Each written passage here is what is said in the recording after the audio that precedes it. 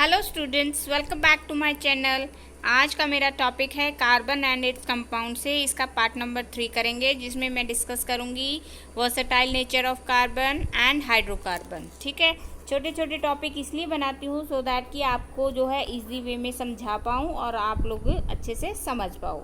अगर आप लोगों ने मेरा चैनल अभी तक सब्सक्राइब नहीं किया है तो प्लीज़ सब्सक्राइब कीजिए, बेल आइकन पे प्रेस कीजिए सो दैट कि आपको नोटिफिकेशन टाइम टू टाइम मिलते रहे।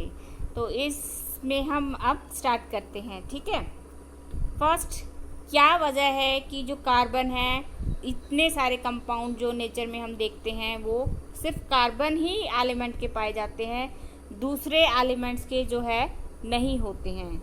तो रीज़न क्या है, आज वो रीज़न मैं आपको बताऊंगी कि क्यों इतने सारे कार्बन के कंपाउंड जो है वो नेचर में पाए जाते हैं। फर्स्ट रीज़न है कैटिनेशन। कैटिनेशन प्रॉपर्टी क्या होती है, इसमें क्या जो है एटम जो होते हैं, जो लिंक होते हैं आपस में, वो कोवलेंट बॉन्ड के थ्रू जो है आपस में जुड़े हुए होते हैं। ठीक है, जैसे कार्बन कार्बन कार्बन कार्बन। तो इसमें जो एक एटम है कार्बन का, वो दूसरे एटम से कोवलेंट बॉन्ड के थ्रू जो है वो जुड़ा हुआ है। इस प्रॉपर्टी को हम बोलते हैं कैटिनेशन। और जब ये बॉन्ड आपस में बंधे हुए होते हैं तो इससे आप long, straight and branched chain या फिर रिंग ऑफ डिफरेंट साइज जो है वो बन जाते हैं, जिसको हम बोलते हैं कैटिनेशन। ठीक है, कार्बन शो मैक्सिमम कैटिनेशन। सबसे ज़्यादा कैटिनेशन प्रॉपर्टी जो है वो कार्बन ही शो करता है पीरियोडिक टेबल के अंदर। क्यों?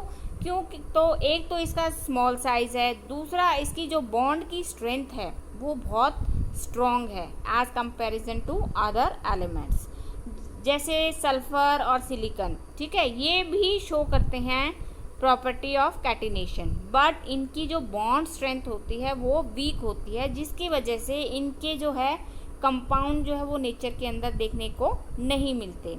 तो what is the reason behind it? First is catenation. ठीक है, समझ आया आपको what is catenation? Second reason है इसका टेट्रावेलेंसी। सभी को पता है कि कार्बन का एटॉमिक नंबर होता है 6 और इसकी इलेक्ट्रॉनिक कॉन्फ़िगरेशन होती है 2 and 4। आउटर मोस्ट शेल में कितने इलेक्ट्रॉन है इसके? 4।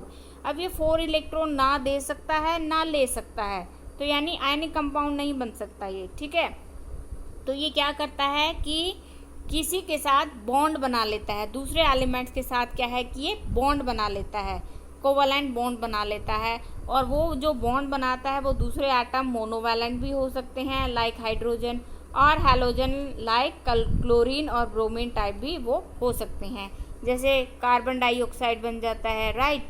और बहुत सारे हैं, carbonic acid HCO3 carbonic acid बन जाता है। तो यानी वो डिफरेंट एलिमेंट्स के साथ या सेम एलिमेंट्स के साथ बॉन्डिंग बना के एक नया कंपाउंड बना देता है। ये है इसकी second reason, tetravalency of carbon.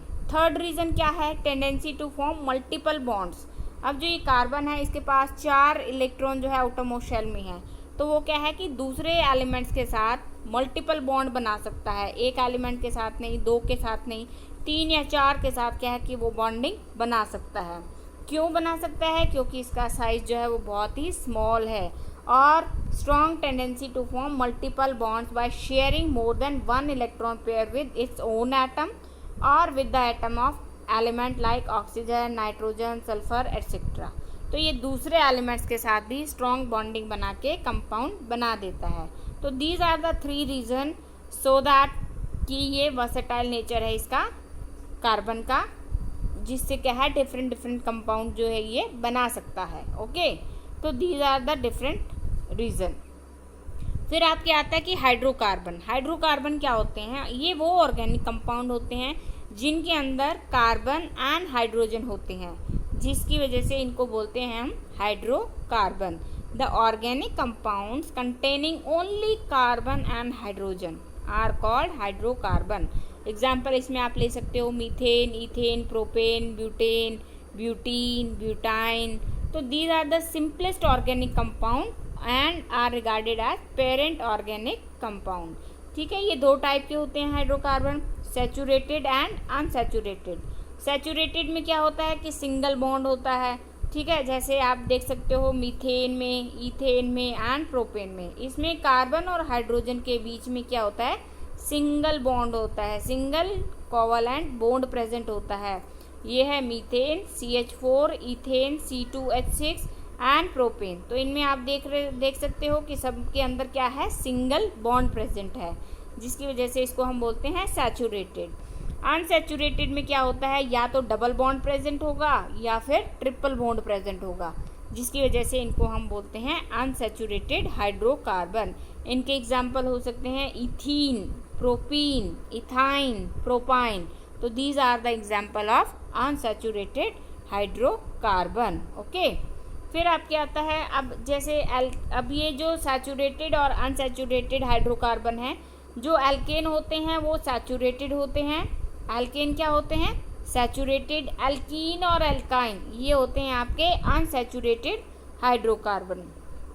Alkene के अंदर हमें पता है सिंगल बॉन्ड होता है, एल्कीन के अंदर डबल बॉन्ड होता है और एल्काइन के अंदर ट्रिपल बॉन्ड होता है। अब ये सफिक्स का मतलब क्या है कि जैसे आप बोलते हो मीथेन, मीथेन, एन, क्या साउंड आती है, एन की। मीथेन, इथेन, प्रोपेन, ब्यूटेन, तो सबके पीछे क्या लगेगा, एन। ठीक है, अगर वो एल्केन है तो। एल्कीन अगर आपको बनाने हैं तो उसमें साउंड आएगी इन, जैसे इथीन, प्रोपीन। ठीक है, तो ऐसी साउंड आएगी। एल्काइन में YNE, आइन की साउंड आएगी, जैसे इथाइन, प्रोपाइन। ठीक है, तो ये साउंड जो है, अगर ये साउंड आप सुनोगे तो आपको डेफिनेटली पता चल जाएगा कि वेदर इट इज़ एल्केन और एल्कीन और एल्काइन। ठीक है, और इनका जनरल फार्मूला जो एल्केन आपको अगर बनाने हैं तो जनरल फार्मूला होता है CnH2n+2। सपोज करो कार्बन आपका 1 है तो आप यहाँ n की जगह 1 रखोगे, H2n की जगह 1 रखोगे और +2, तो ये आपका क्या बन गया, CH4। तो ये आपका बन गया मीथेन। ऐसे ही आप n की वैल्यू ऐड करते जाओगे, जिससे क्या है कि आपको एक सीरीज़ जो है वो मिल जाएगी। ठीक है, ऐसे ही अनसैचुरेटेड हाइड्रोकार्बन में एल्कीन का फार्मूला होता है CnH2n। अब देखो C में अगर n में हम 1 रखते हैं तो H क्या हो जाएगा आपका, H हो जाएगा आपका 2 1 यानी CH2।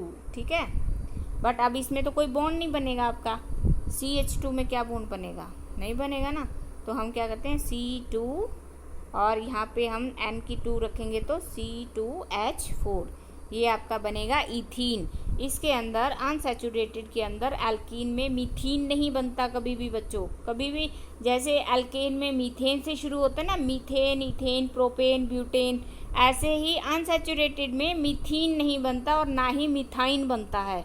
ये शुरू होते हैं इथीन से, इथीन, और इसमें बन जाएगा आपका इथाइन। ठीक है, C2H4, इसमें डबल बॉन्ड आता है और इसमें क्या आता है आपके ट्रिपल बॉन्ड। ठीक है, तो ये अनसैचुरेटेड है जिनमें double bond and triple bond होगा अनसैचुरेटेड, जिनमें सिंगल बॉन्ड होगा वो आपका कहलाएगा सैचुरेटेड हाइड्रोकार्बन। ठीक है, ये आगे मैं आपको डिटेल में इनकी बताऊंगी कि भी एल्केन के नाम जो है कैसे कैसे होते हैं, एल्कीन या एल्काइन, इनकी एक टेबल जो है मैं आपको प्रोवाइड करवाऊंगी। ठीक है, उसके बाद आता है आइसोमेरिज्म। आइसोमेरिज्म क्या होता है, compound having the same molecular formula, जैसे कंपाउंड जिनका मॉलिक्यूलर फार्मूला तो सेम हो but different structural formula, but अगर वो स्ट्रक्चर अगर हम उनका शो करें तो वो क्या होगा, डिफरेंट हो सकता है, उसको हम बोलते हैं आइसोमर्स। और जो ये प्रॉपर्टी होती है, इस प्रॉपर्टी का नाम होता है आइसोमेरिज्म। ठीक है, एग्जाम्पल हम ले लेते हैं ब्यूटेन का, जिसका फार्मूला होता है C4H10। ठीक है, इसके 2 आइसोमर होते हैं, ब्यूटेन एंड आइसोब्यूटेन। देखो सिंगल चेन अगर आप लगाओगे, सिंगल कोवलेंट बॉन्ड अगर से कर रहे हो तो ये आपका क्या हो गया, ब्यूटेन। बट अब इसी कार्बन को, एक कार्बन को क्या किया आपने, यहाँ से हाइड्रोजन हटा के यहाँ पर C लगा दिया और फिर उसके बाद इनकी पूरी 4 कोवलेंट बॉन्ड जो है वो कंप्लीट कर दिए, तो इसको हम बोलेंगे आइसोब्यूटेन। यानी इनका मॉलिक्यूलर फार्मूला तो क्या रहा, सेम रहा, C4H10। आप काउंट करके देख सकते हो, देखो 1 2 3 4, C4H कितने हैं, 1 2 3 4 5 6 7 8 9 10। ठीक है, अब इधर अगर हम इस आइसोब्यूटेन का देखें, कार्बन देखो 1 2 3 4 एंड हाइड्रोजन कितने हैं 1 2 3 4 5 6 7 8 9 एंड 10। यानी इनका मॉलिक्यूलर फार्मूला तो सेम है बट इनका स्ट्रक्चर जो है वो डिफरेंट है, जिसकी वजह से हम इनको बोलते हैं आइसोमर्स। ये ब्यूटेन के आइसोमर है, एक है ब्यूटेन दूसरा है आइसोब्यूटेन। ऐसे क्या है दूसरे एलिमेंट्स के भी आइसोमर्स जो है देखने को मिल सकते हैं। थैंक यू बच्चों। अगर आपको मेरी ये वीडियो अच्छी लगी हो तो please like and share it and please subscribe my channel also, so that in a simple way जो मैं आपको बताती रहूँ जिससे आपको कोई प्रॉब्लम ना हो।